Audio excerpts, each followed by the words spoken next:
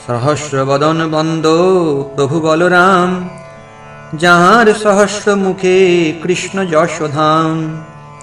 মহারত্ন থুই যেন মহাপ্রিয় স্থানে, যশরত্ন ভাণ্ডার শ্রী অনন্ত বদনে। অতএব আগে বলো রামের স্তবন, করিলে সে মুখে স্ফুরে চৈতন্য কীর্তন। সহস্রেক ফনাদর প্রভু বলরাম, যতেক করয় প্রভু সকল উদ্দাম। হলধর মহাপ্রভু প্রকাণ্ড শরীর, চৈতন্য চন্দ্রের যশোমত্ত মহাধীর। ততধিক চৈতন্যের প্রিয় নাহি আর, নিরবধি সেই দেহে করেন বিহার।